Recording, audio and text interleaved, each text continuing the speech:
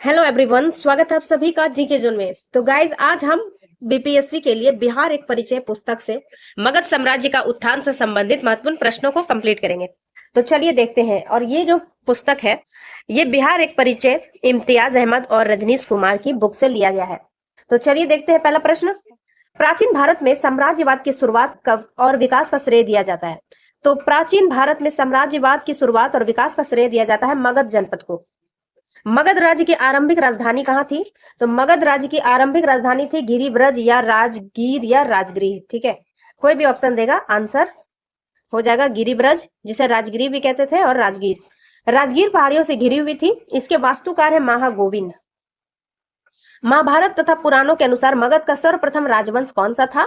तो महाभारत और पुराणों के अनुसार मगध का सर्वप्रथम राजवंश था बृहद्रथ वंश, और इसके बृहद्रथ राजवंश के जरासंघ के पिता बृहदन से आरंभ हुआ था, यानी कि संस्थापक बृहद्रथ थे, और ये किसके पिता थे? जरासंघ के। नेक्स्ट है, मगध जनपद का संस्थापक कौन था? मगध जनपद का संस्थापक था बृहद्रथ तथा जरासंघ। मगध साम्राज्य का वास्तविक संस्थापक किसे कहते हैं? तो ये हर्यक वंश के संस्थापक बिंबिसार को मगध का वास्तविक संस्थापक कहा जाता है। बिंबिसार का शासनकाल अगर बोला जाए तो कितना हो जाएगा? 544 से लेकर 493 ईसा पूर्व तक। नेक्स्ट है, बिंबिसार एवं अजात शत्रु किस वंश से संबंधित थे? तो इनका संबंध था हर्यक वंश से। बिंबिसार को श्रेनिक और अजात शत्रु को कुनिक कहा जाता है। बिंबिसार महात्मा बुद्ध के मित्र थे। नेक्स्ट है, मगध साम्राज्य का उत्कर्ष प्रारंभ हुआ। तो मगध साम्राज्य का उत्कर्ष प्रारंभ हुआ बिंबिसार के शासनकाल में। आठवां है, बिंबिसार ने किस राजकुमारी के साथ विवाह किया था? तो बिंबिसार ने वैवाहिक संबंधों के जरिए अपनी स्थिति को सुदृढ़ किया था। इसने कौशल देवी, खेमा और चेलना तीनों से विवाह किया था। बिंबिसार ने वैवाहिक संबंधों द्वारा अपनी स्थिति को सुदृढ़ किया। कौशल देवी कौशल की थी, खेमा पंजाब की, और चेलना वज्जी संघ की राजकुमारी थी। नेक्स्ट है 9th नंबर प्रश्न। बिंबिसार ने ब्रह्मदत्त को पराजित कर कौन सा राज्य जीता था? तो बिंबिसार ने ब्रह्मदत्त को हराकर अंग जनपद को जीता था। हर्यक वंश का दूसरा शासक था। हर्यक वंश का पहला शासक बिंबिसार और दूसरा उसका पुत्र अजातशत्रु था।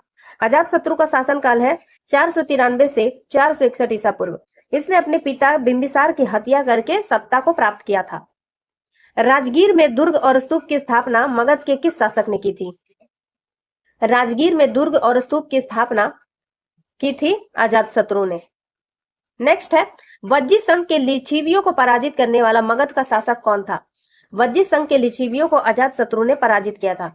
अजातशत्रु के साथ प्रेम संबंध के लिए चर्चित नर्तकी आम्रपाली कहाँ के थे? तो आम्रपाली जो है वैशाली की थी।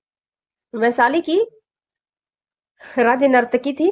नेक्स्ट है, अजातशत्रु ने किस राज्य के साथ युद्ध में प्रथम बार रथ मूसल तथा महाशीला कंटक नामक हथियारों का प्रयोग किया था?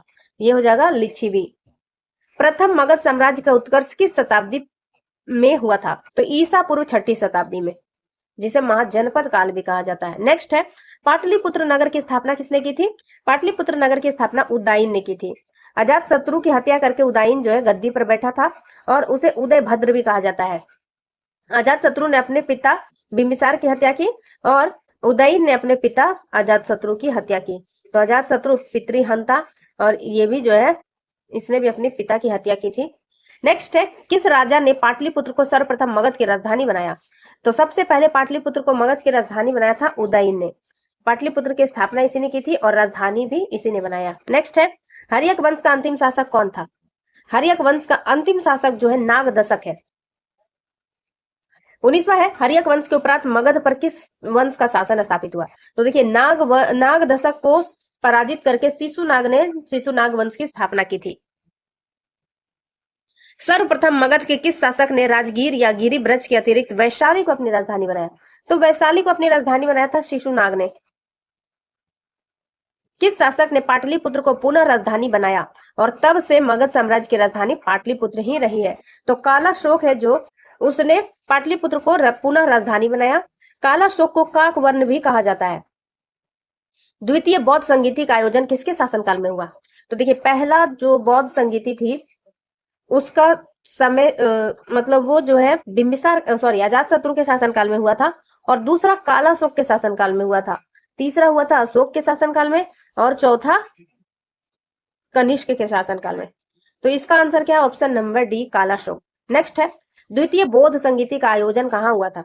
तो पहली बौद्ध संगीति 483 ईसा पूर्व में हुई थी, दूसरी 383 ईसा पूर्व में हुई थी, और जगह की बात की जाए तो पहला हुआ था राजगृह में, ठीक है, पहला राजगृह में हुआ था। यहाँ पूछा जा रहा दूसरा हुआ था वैशाली में।